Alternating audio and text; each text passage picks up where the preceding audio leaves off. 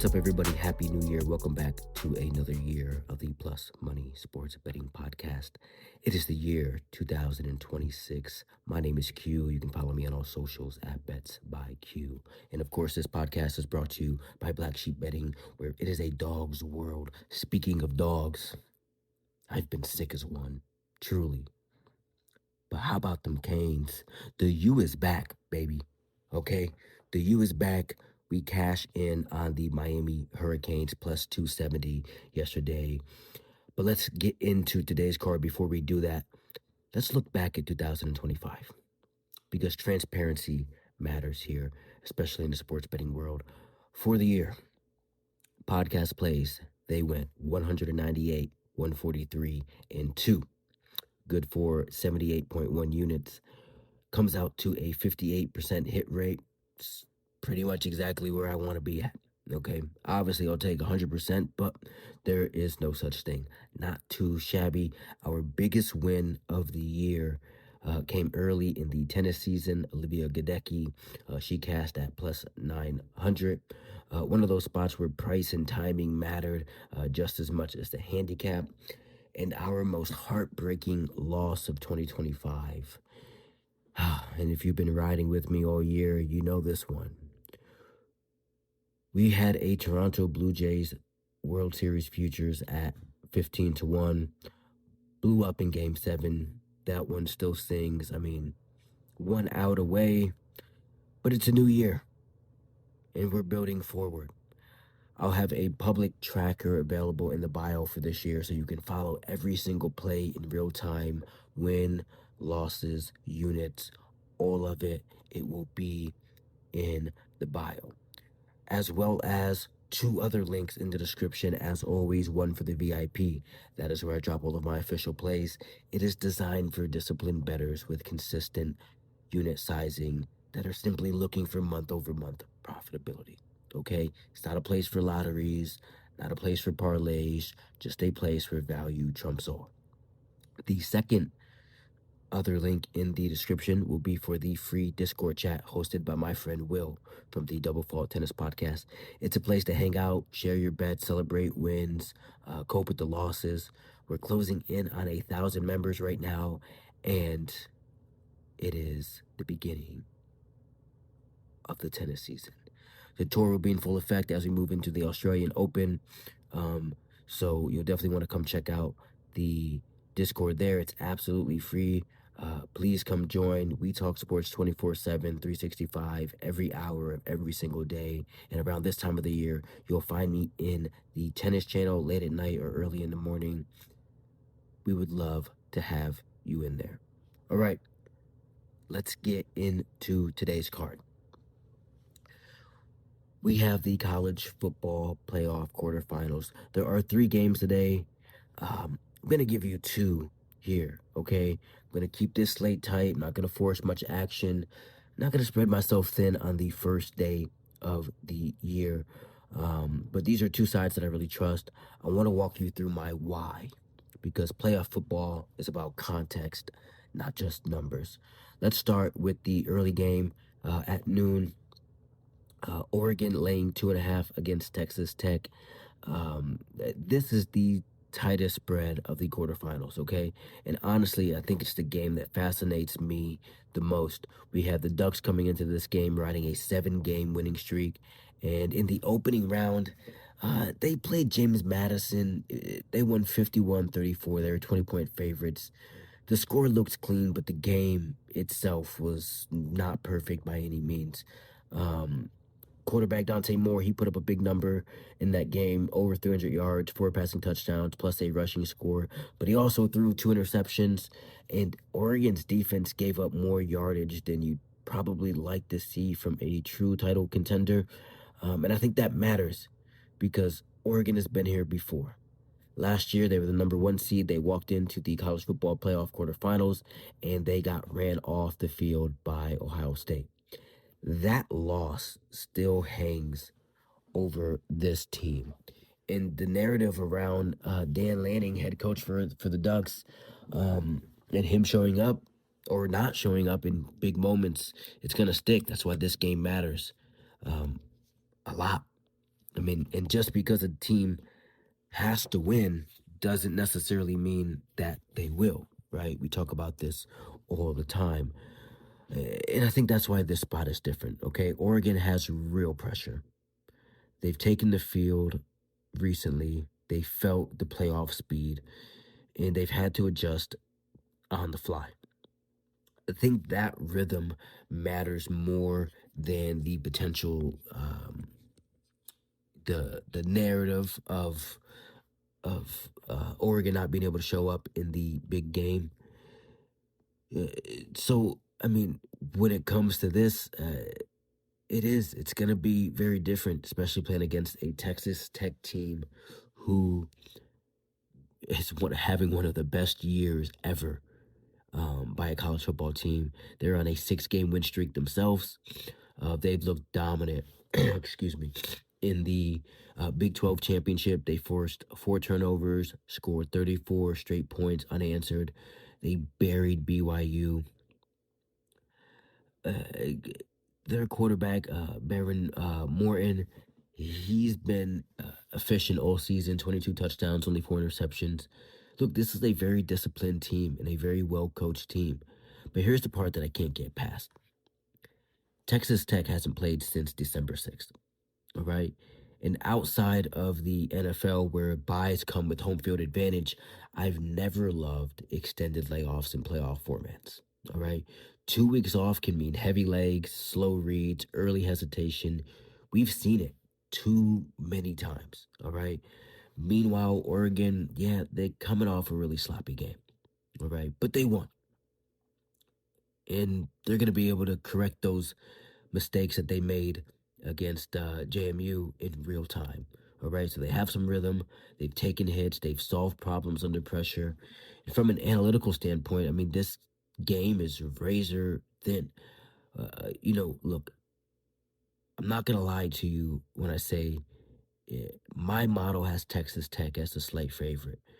But when the margin is this small, I have to default to urgency, rhythm, and desperation, not to mention the fact that Texas Tech played a very soft schedule this year, okay? But Oregon has that urgency to defeat the narrative. They have the rhythm of just playing and the desperation to show up in this game and say, hey, this isn't last year. This is a new team. I think this is a statement spot for Oregon. Um, we'll talk about some futures tomorrow, depending on how these games go. But this does feel like a statement win for them. Not pretty, but it's necessary. I do think Oregon rolls in this one. Give me the Oregon Ducks minus 2.5 on the spread. I think this is playable to 3. I wouldn't go any higher than that. Give me 1 unit on the Oregon Ducks on the spread minus 2.5.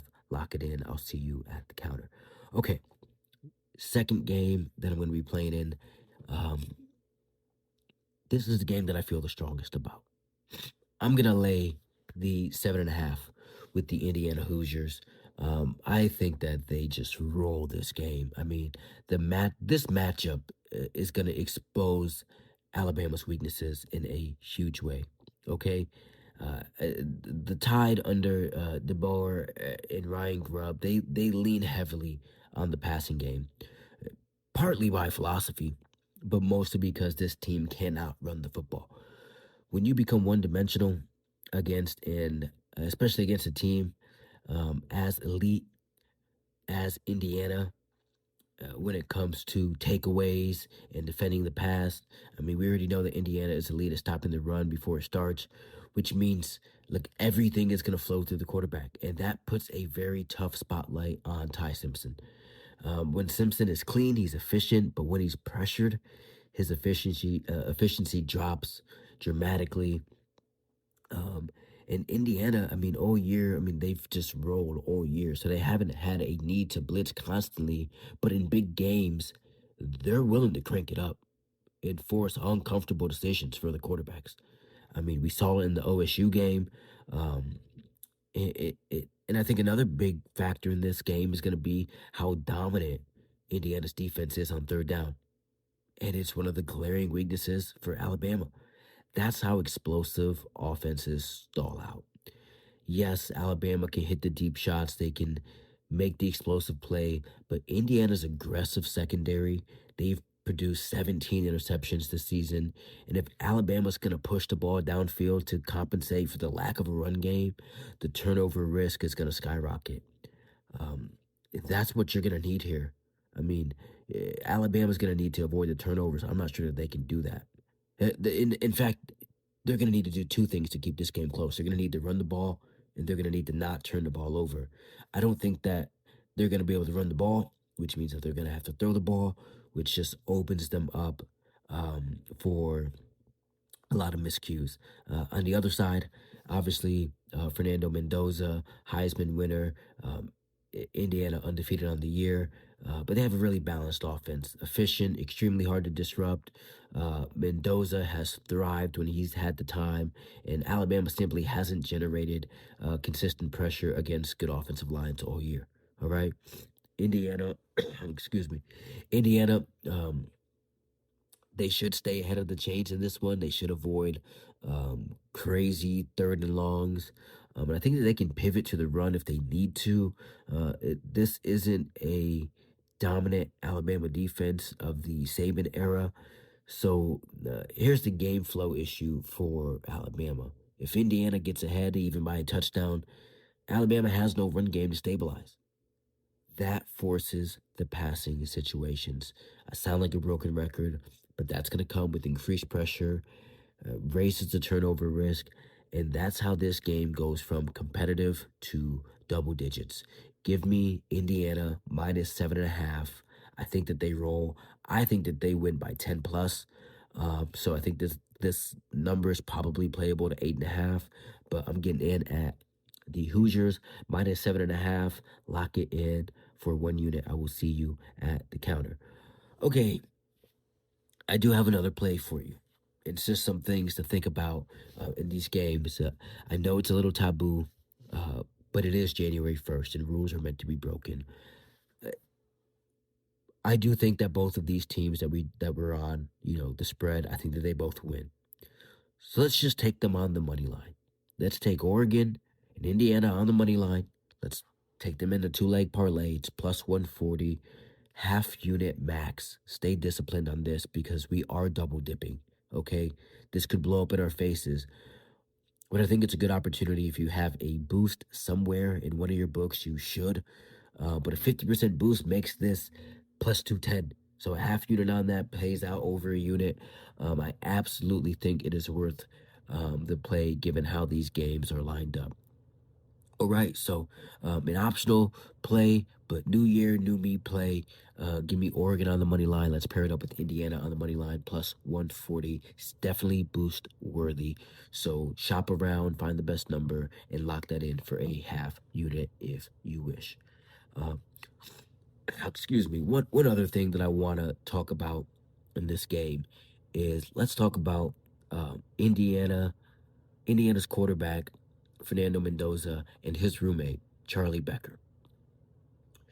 Charlie Becker and Mendoza have just insane chemistry. I mean, they've talked about it in interviews. Mendoza just praises this kid and his work ethic. They're out there, playing catch hours before the game. He is plus money to record 50 receiving yards today. Okay? He's cleared this in 4 of his last 5. You know the chemistry is real. They're roommates. The volume is going to be there. And, I was even looking at, for those of you that like some ladder plays, I mean, 100 yards for Charlie Becker. He's done this 3 of the last 5 games. It's plus 1,000. I think that's even worth a sprinkle as well. So if you're looking for some player props and you're not in the state of New York, I don't know why they do that. I'm so glad to have left New York a few years ago so I can play college player props like Charlie Becker right here. But I think it's worth the latter play here if you're into those. But Charlie Becker, 50 plus receiving yards for half unit at least, feels worthy. But, lock it in. Be on the lookout for the big wide receiver for Indiana. I think he's going to have a big game while the Hoosiers roll. Okay. Quick recap for today. Two official plays, or three official plays on the board with a few optional ones. But we are on the Oregon Ducks -2.5 on the spread, 1 unit. We are on Indiana -7.5. I think that's playable to 8.5 for 1 unit. And then obviously we have a half unit on the money line parlay with Oregon and Indiana +140. And of course the optional but highly recommended Charlie Becker 50+ receiving yards with a small sprinkle on 100 at +1,000. All right. Good luck today. I'll be back here tomorrow with more plus money plays from around the sports world. As always, my name is Q from Black Sheep Betting, and I hope each and every one of you hit each and every one of your bets. See you at the counter. Happy New Year.